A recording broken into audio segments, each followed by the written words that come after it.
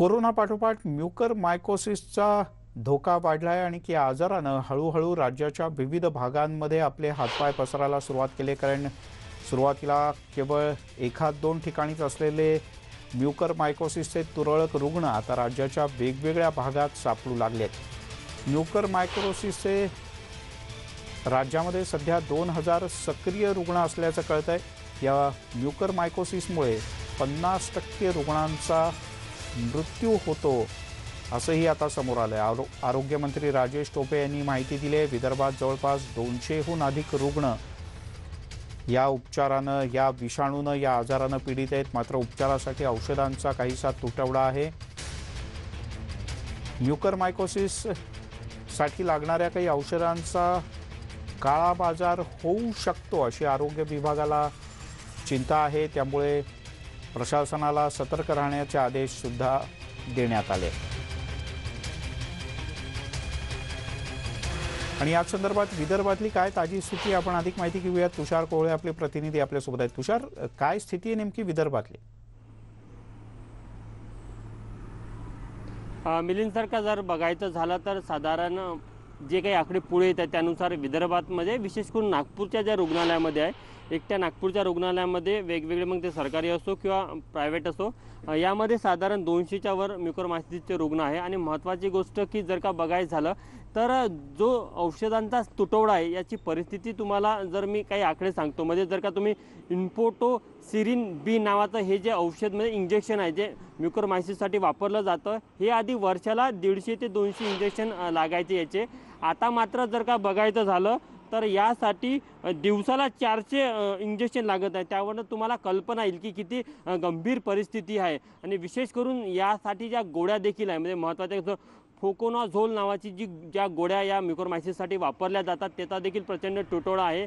आज ज्या प्रकारे मागच्या एक आठवड्यामध्ये नवीन रुग्ण नागपूरसह वेगवेगळ्या विदर्भाच्या भागामध्ये आढळत आहे, त्यावरनं निश्चितच एक चिंता व्यक्त केली जाते। आज देखील नागपूरच्या विभागीय आयुक्त कार्यालयामध्ये एक आपत्कालीन बैठक बोलवण्यात आलेली आहे। नागपूरचे पालकमंत्री नितीन राऊत आणि इतर अधिकारी देखील त्या बैठकीमध्ये आहे। आणि एकंदरीत ही जी गंभीर समस्या सातत्याने पुढे येत आहे, विशेष करून कोरोना झाल्यानंतर रुग्णांना जो त्रास सहन करावा लागतो, त्यामध्ये हा जे काही विशेष करून म्युकरमायकोसिस संदर्भात जे त्रास होताना दिसत आहे किंवा जो औषधाचा तुटवडा आपल्याला पाहायला मिळत आहे, त्यावरनं एक चिंता व्यक्त केली जात आहे। याचे महत्त्वाचा जो विषय हा आहे की तुम्ही जे आकडे बघा, म्हणजे जे इंजेक्शन आहे म्हणजे इन्फोटोसिरिन बी नावाचं जे इंजेक्शन ते वर्षाला 150 ते 200 इंजेक्शन नागपूरला लागायचे, आज ते दिवसाला 400 लागतात। यावरनं कल्पना येते की त्याची मागणी किती आहे, म्हणजे जो पुरवठा होतो त्यापेक्षा कितीतरी जास्त त्याची मागणी आहे। आणि त्यामुळे नागपूरमध्ये मोठ्या प्रमाणामध्ये या इंजेक्शनचा काळा बाजार सुरू आहे। या संदर्भातील अनेक तक्रारी पुढे येत आहे। मात्र जे काही रॅकेट आहे जे रेमडेसिवीरमध्ये काम करतो तेच रॅकेट यामध्ये देखील काम करत असल्याचं पुढे आलेलं आहे। ज्या काही रुग्णालयामध्ये असणारे जे कर्मचारी आहेत त्यांच्यामार्फत या सगळ्या म्युकरमायकोसिसच्या औषधांचा देखील काळा बाजार होताना पाहायला मिळत आहे। आणि यासाठी आता पोलिसांनी देखील कंबर कसलेली आहे। पोलिसांचे वेगवेगळे जे पथक आहे, विशेष करून नागपूर क्राईमचे जे पथक आहे ते गुप्तचरांमार्फत माहिती घेण्याचा प्रयत्न करत आहे की जे आरोपी रेमडेसिवीरच्या संदर्भात नागपूर पोलिसांच्या अटकेमध्ये त्यांच्याकडून देखील माहिती घेतली जात आहे। पण नागपूरची परिस्थिती अत्यंत गंभीर आहे आणि विशेष करून औषधांचा देखील खूप मोठ्या प्रमाणामध्ये तुटवडा नागपूरमध्ये याला लागणारी जी औषधं आहेत त्या औषधांचा तुटवडा आहे असं म्हटलं जातं। नेमकं याला म्हणजे गोळ्या किंवा एखादं सिरप वगैरे चालतं का? याला सुद्धा रेमडेसिवीर सारखं एखादं इंजेक्शनचीच आवश्यकता असते? मिलिंद सर, इन्फोटोसिरिन बी नावाचं हे इंजेक्शन असतं। हे इंजेक्शन यासाठी दिलं जातं कारण की जर का तुम्हाला म्युकरमायकोसिसमध्ये हा जो बुरशीजन्य रोग आहे हा जर झाला असेल तर एक तर तो सुरुवातीला नाकावाटे होते आणि नाकावाटनं तो डोक्यामध्ये जाऊ शकतो। जर का तुमच्या नाकामध्ये ती बुरशी असेल तर ती सर्जरी करून काढावी लागते आणि सर्जरी एकदा केल्यानंतरही ती बुरशी पूर्णपणे निघेल याची शक्यता खूप कमी असते। त्यामुळे एका रुग्णांच्या 2-2, 3-3 देखील सर्जऱ्या केल्या जातात। आणि या बुरशीचा जो वाढ आहे ती थांबवण्यासाठी जे औषध दिलं जातं त्यामध्ये इन्फोटोसिरिन बी नावाचं जे इंजेक्शन आहे ते अत्यंत महत्त्वाचं असतं। आणि त्याच औषधाचा सध्या तुटवडा सुरू आहे। म्हणजे तुम्ही त्या आकड्यावरनं बघा, म्हणजे ते इंजेक्शन वर्षाला 150 ते 200 इंजेक्शन नागपूरमध्ये साधारण लागत होते सरासरी, आज ते दिवसाला 400 लागतात। यावरनं कल्पना येते. इतकंच नाही, त्याच्या गोळ्या देखील आहे. पोकोनाझोल नावाची या संदर्भातली गोळी आहे, त्या सध्या बाजारामध्ये मिळत नाही. विशेष करून नागपूरमध्ये जे रुग्ण येत आहेत ते मध्य प्रदेशमधनं पण मोठ्या प्रमाणात येत आहे. विदर्भातल्या तर वेगवेगळ्या जिल्ह्यातनं येत आहेत. त्यासोबत मध्य प्रदेशमधनं मोठ्या प्रमाणामध्ये नागपूरला रुग्ण येतात. त्यामुळे सातत्याने नागपूरमध्ये या रुग्णांच्या संख्येमध्ये वाढ पाहायला मिळत आहे. आणि यामध्ये आणखी एक महत्त्वाचा विषय आहे की काळा बाजार, अनेक ठिकाणी बाजारपेठेमध्ये औषधं उपलब्ध असतात, पण रुग्णांना त्याची जास्त मागणी असते. आणि जे व्यापारी असतात किंवा हे गोरखधंद्यामध्ये यामध्ये जे सहभागी असतात त्यांना याची कल्पना असते की बाजारपेठेमध्ये तुटवडा निर्माण होणार आहे. ते डंप करून ठेवतात किंवा तुटवडा निर्माण झाला तेव्हा तो माल बाहेर काढून जास्त दराने विकतात. म्हणजे इन्फोटोसिरिन नावाचं जे इंजेक्शन आहे ते साधारण 7,500ला मिळतं. आज ते 40 ते 45 हजारामध्ये ब्लॅक मार्केटमध्ये नागपूरमध्ये मिळत आहे. म्हणजे त्यावर तुम्हाला कल्पना येईल की कोरोना नंतर जे रुग्ण म्युकोरमायसिसचे शिकार होत आहेत त्यांना दुसऱ्या संकटाचा कशाप्रकारे सामना करावा लागत आहे. हे देखील एक गंभीर विषय नागपूरमध्ये पाहायला मिळत आहे. या संदर्भात पोलिसांचे वेगवेगळे पथकं काम करत आहे. पण महत्त्वाचा विषय तोच आहे की प्रशासनाने कुठेतरी या संपूर्ण प्रकरणामध्ये प्रशासनाची एक गोष्ट लक्षात आली की खाजगी रुग्णालयामध्ये जेव्हा म्युकोरमायसिसचे रुग्ण यायला वाढ झाली होती तेव्हा त्यांनी प्रशासनाला किंवा महानगरपालिकेला या संदर्भात माहिती दिली नव्हती. त्यामुळे महानगरपालिकेने या सर्व खाजगी रुग्णालयांना आता ठीक आहे, आता लक्षात आलं की रुग्ण वाढतायत, आता त्याच्या गोळ्याही मिळत नाहीत किंवा इंजेक्शनचेही दर वाढलेत असं तू म्हणतोयस. पण मग आता पालिका प्रशासनानं, जिल्हा प्रशासनानं, म्हणजेच पालकमंत्री नितीन राऊत आज बैठक घेत आहेत, पण त्यांनी अन्न आणि औषध प्रशासनाला या संदर्भात काही निर्देश दिलेत की याचा पुरवठा कसा वाढवला पाहिजे किंवा याचा जो काळा बाजार होतोय त्यावर नियंत्रण ठेवण्यासाठी नेमकं कोण हा काळा बाजार करताय, त्यावर काही धाडी किंवा कारवाई होणार आहे? जिल्हाधिकाऱ्यांनी जसं रेमडेसिवीरचं नियोजन केलं तसंच म्युकोरमायसिसच्या औषधांसंदर्भात देखील नियोजन केलेलं आहे.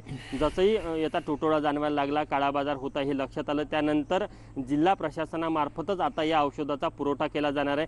ज्या काही रुग्णालय असेल, मग ते सरकारी असो किंवा खाजगी असो, या रुग्णालयाला जर का म्युकोरमायसिस संदर्भातले जे काही औषधं लागत असेल, विशेष करून इन्फोटोसिरिन बी नावाचं जे इंजेक्शन आहे ते जर लागत असेल तर ते जिल्हाधिकारी मार्फत आता ती चेन आहे, म्हणजे रेमडेसिवीर संदर्भात जी व्यवस्था तयार करण्यात आली होती त्या व्यवस्थेमार्फतच खाजगी रुग्णालयाला देखील पुरवठा केला जाणार आहे. अशा प्रकारच्या सूचना जिल्हाधिकाऱ्यांनीच काढलेल्या होत्या. आणि अत्यंत महत्त्वाचा विषय हा आहे की आजच्या बैठकीमध्ये देखील काय निर्णय होतो हे देखील बघणं तितकंच महत्त्वाचं आहे. कारण की या म्युकोरमायसिसमध्ये टाईम, जो गोल्डन टाईम असतो हा साधारण 4 ते 6 दिवसाचाच असतो.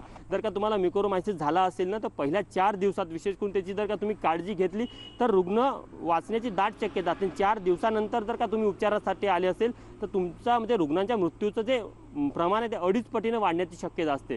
त्यामुळे हा अत्यंत गंभीर आजार आहे, म्हणजे कोरोनापेक्षाही गंभीर आजार असल्याचं तज्ज्ञ म्हणणं आहे. आणि याला जो रोगप्रतिकार शक्ती रुग्णांची कमी होते, विशेष करून कोरोना काळामध्ये स्टेरॉईडचा वापर झाल्यामुळे ज्या रुग्णांची रोगप्रतिकार शक्ती कमी होते आणि ज्या रुग्णाला विशेष करून ज्यांचं शुगर जास्त वाढलेलं असतं किंवा ज्यांचं शुगर कंट्रोलमध्ये नसतं अशा रुग्णाला याचा जास्त धोका असतो. हे प्रमाण जरी कमी असलं, म्हणजे कोरोना रुग्णांच्या संख्येमध्ये म्युकोरमायसिसचे रुग्ण पुढे येण्याचं जे प्रमाण आहे ते अत्यंत कमी असलं तरी अत्यंत धोकादायक देखील तितकंच आहे. कारण की तू राज आपल्यासोबत आपण काही मुद्द्यांवर नजर टाकण्याचा प्रयत्न करूयात. या संदर्भातली आपण एक मोठी बातमी हाती येते, ती म्हणजे राज्यातले विधानसभेतले विरोधी पक्षनेते देवेंद्र फडणवीस यांनी काँग्रेस पक्षाच्या अध्यक्षा सोनिया गांधी यांना एक पत्र लिहिलं आहे.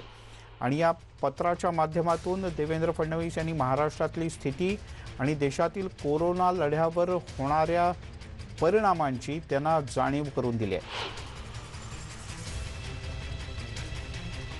प्रशांत लीला रामदास आपले दिल्लीचे प्रतिनिधी आपल्यासोबत आहेत. प्रशांत, काय अधिक माहिती आहे?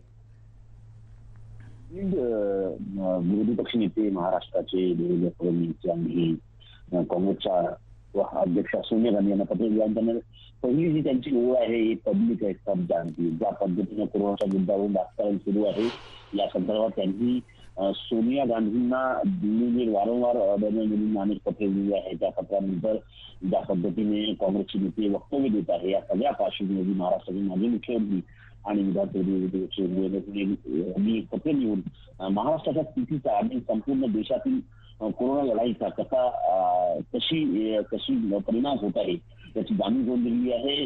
आणि या पत्रामध्ये अनेक त्यांनी ज्या पद्धतीने उल्लेख केला आहे, किती टक्के महाराष्ट्रामध्ये रुग्णांचं प्रमाण साधारणतः 22% रुग्णांचं प्रमाण आहे सातत्याने 30% राहिलं आहे आणि देशाच्या तुलनेत जर बघितलं तर महाराष्ट्रात सर्वात जास्त रुग्णांचं प्रमाण असल्याचंही त्यांनी दावा केला आहे. या सगळ्या पार्श्वभूमीवर बघितलं कुठेतरी जे एक प्रकारे कोरोनाच्या मुद्द्यावरून राजकारण सुरू आहे केंद्र विरुद्ध राज्य सरकार या संदर्भात त्यांनी आता विरोधी पक्ष नेते म्हणून भूमिका केली आहे. आणि महत्वाचं म्हणजे या निमित्ताने कुठेतरी महाराष्ट्राला केंद्र सरकार कशा पद्धतीने अतिरिक्त मदत पुरवत आहे हे देखील दाखवण्याचा प्रयत्न करत आहे. दुसरीकडे सोनिया गांधी जे पत्र आहे त्या पत्राचा उल्लेख कोणतरी स्पष्ट केला आहे की हे राजकारण सुरू आहे आणि या राजकारणाला जनतेला माहित आहे की कोण राजकारण करत आहे, त्यामुळे आता आपण या संदर्भात विचार करावा असंही त्यांनी आवाहन केलेलं आहे.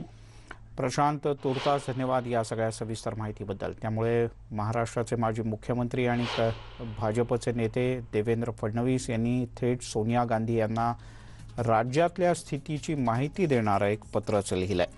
यासोबत बुलेटिनमध्ये घेऊयात एक छोटासा ब्रेक, लगेचच परत येतोय.